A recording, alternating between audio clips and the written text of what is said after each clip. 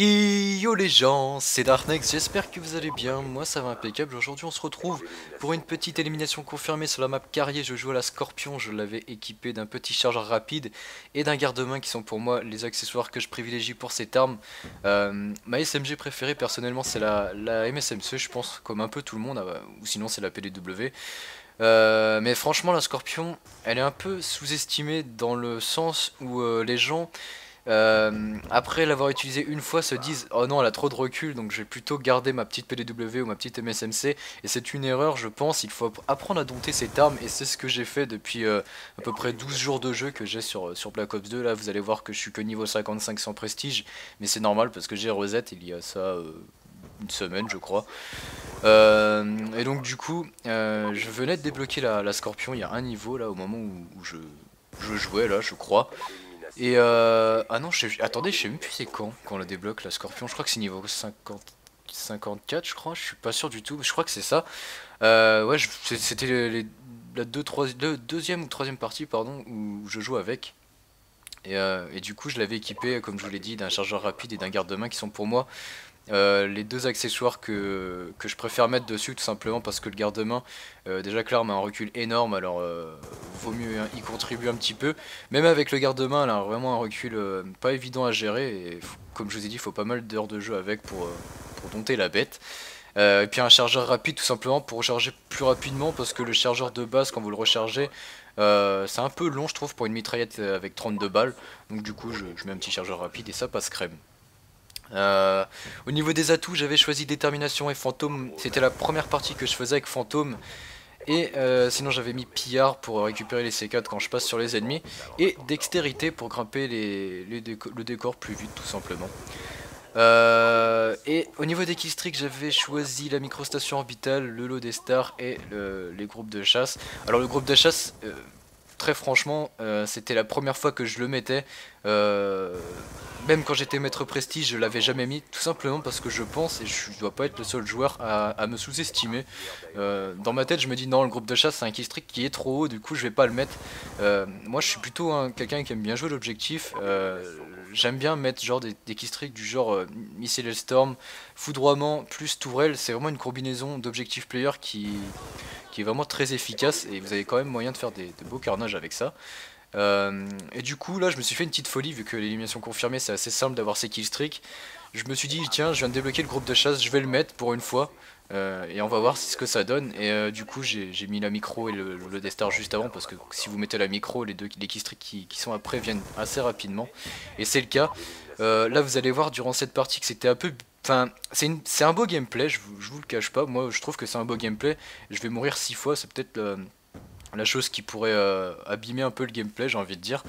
Mais je meurs à chaque fois, que soit avant ou soit juste après ma microstation orbitale, ce qui aurait pu me faire un énorme gameplay, un plus de 80 kills je pense, puisque comme je vous l'ai dit, quand on débloque sa micro, en général les killstreaks d'après viennent assez rapidement.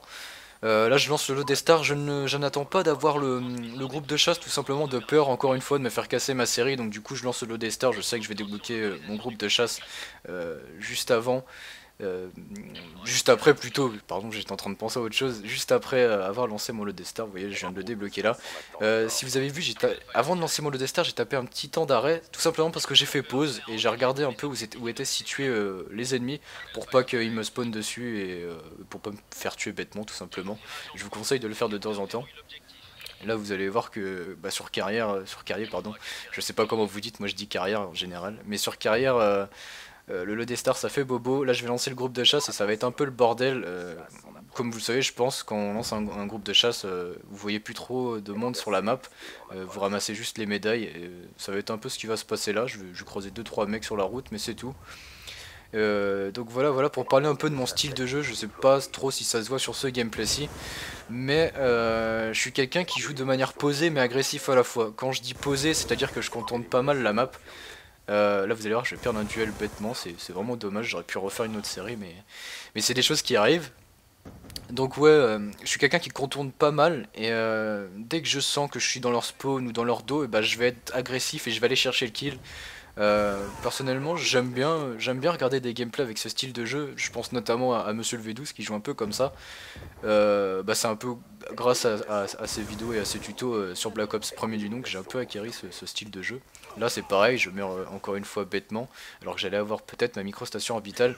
Comme je vous l'ai dit au début, franchement j'aurais eu toutes les microstations orbitales là, j'aurais pu faire vraiment un gros carnage, surtout que la partie était à la moitié.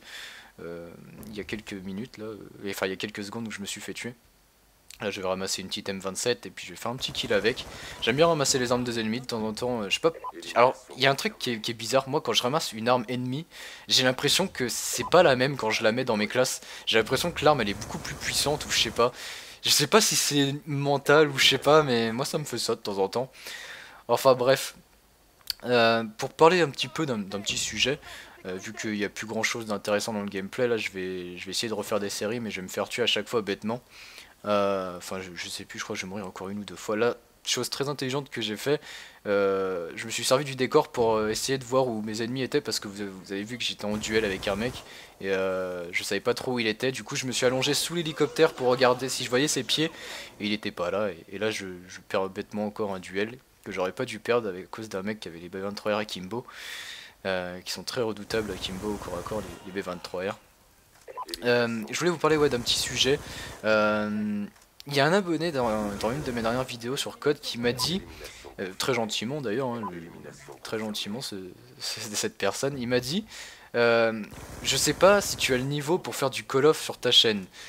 Ça m'a pas blessé parce qu'il l'a dit gentiment et il s'est bien exprimé. Il l'a pas dit méchamment, brutalement on va dire.